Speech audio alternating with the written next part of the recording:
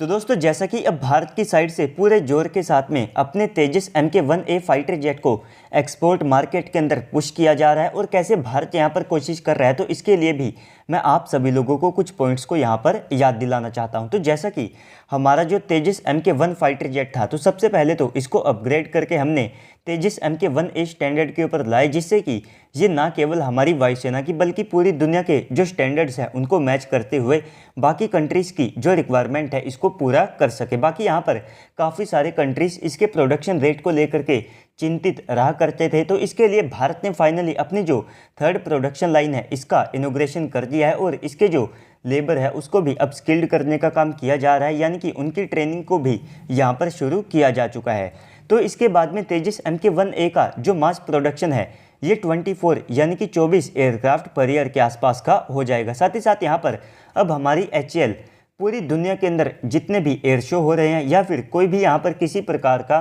कोई छोटा मोटा प्रोग्राम होता है, तो वहाँ पर अपने जो हेलीकॉप्टर्स हैं और साथ में तेजस जैसे जो फाइटर जेट है इनके साथ में पार्टिसिपेट करती है, जिससे कि आप कह सकते हैं कि मार्केटिंग का जो काम है वो भी हमारी HAL ने बढ़ा दिया है और PR को भी यहाँ पर हमारी HAL के द्वारा बेटर करने का काम किया जा रहा है। साथ ही साथ मार्केटिंग को लेकर के जो TOT है और साथ में लोकल असेंबली है उसका भी जो ऑफर है वो अब हर एक कंट्री को दिया जा रहा है। साथ ही साथ वेपन्स को लेकर के अलग अलग वैरायटीज़ को हर एक कंट्री के सामने पेश किया जा रहा है, जिसमें वे चाहे तो भारत के हथियारों को इस्तेमाल कर सकते हैं या फिर अगर वे अपने खुद के हथियारों का इंटीग्रेशन या फिर किसी और कंट्री के हथियारों का इंटीग्रेशन यहाँ पर करना चाहते हैं जिसके साथ में भारत सहमत हो, तो उनका भी इंटीग्रेशन करने की भारत अब यहाँ पर परमिशन दे रहा है। तो ये कुछ मेन पॉइंट है जिसके चलते हमारे तेजस ने वर्ल्ड मार्केट में अपनी एक जो जगह है वो यहाँ पर बना ली है, जिससे कि यहाँ पर इसको इस्टेब्लिश होने में काफ़ी ज़्यादा मदद मिली है। तो इसी के साथ में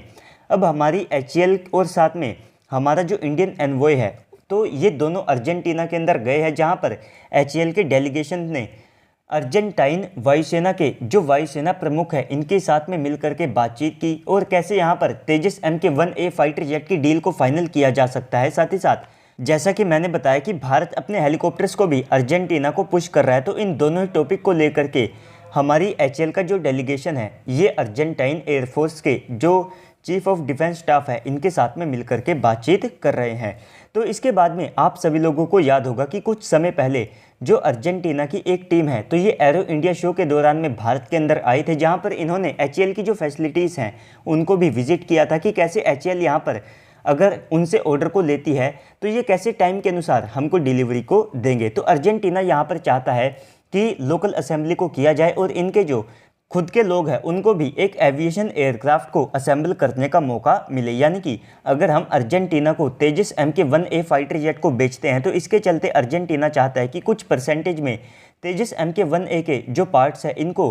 अर्जेंटीना के ही अंदर मैन्युफैक्चर किया जाए और साथ ही साथ इनके अंदर भी एक एयरक्राफ्ट को लेकर के जो आप कह सकते हैं कि इंफ्रास्ट्रक्चर है उसको भी डेवलप किया जा सके। तो इस प्रकार की जो कोशिश है वो अर्जेंटीना की साइड से की जा रही है। बाकी यहाँ पर अर्जेंटीना ज़्यादा से ज़्यादा जो भारतीय ओरिजिन के पार्ट्स हैं उनको यहाँ पर चाहता है, जिसके चलते भारत कोशिश कर रहा है कि इसमें जो ब्रिटिश ओरिजिन के कंपोनेंट्स हैं इनको हटाया जाए और इनको या तो रशियन या फिर अमेरिकन जो कंपोनेंट्स हैं उनसे रिप्लेस कर दिया जाए या फिर हमारे खुद के जो कंपोनेंट्स हैं उनको यहाँ पर ऐड किया जाए। बाकी यहाँ पर अर्जेंटीना अमेरिकन इंजन यानी कि GE F404 के साथ में बिल्कुल सहमत है। ये इस इंजन के साथ में हमारे तेजस MK-1A फाइटर जेट को खरीद लेंगे, इसके साथ में इनको किसी भी प्रकार का कोई इशू नहीं है। बाकी यहाँ पर अब भारत कैसे अपने तेजस MK-1A को आगे बढ़ाता है ये देखने वाली बात होगी। बाकी हमारी HAL पूरी कोशिश कर रही है कि ना केवल इनके साथ में हम अपने तेजस MK-1A फाइटर जेट की डील को फाइनल करें, बल्कि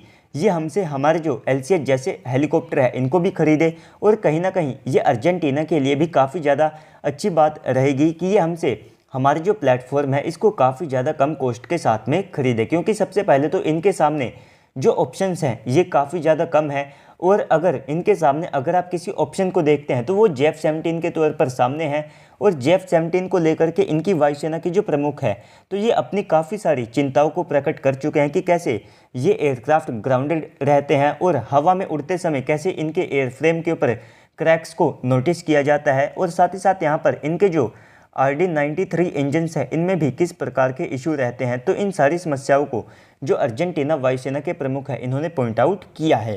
तो दोस्तों इस पूरी वीडियो के बाद अब आप सबको क्या लगता है कमेंट सेक्शन में बताइएगा। वीडियो को लाइक करके चैनल को भी सब्सक्राइब कर दीजिएगा। तो मिलते हैं अगली वीडियो में, तब तक के लिए गुड बाय, जय हिंद।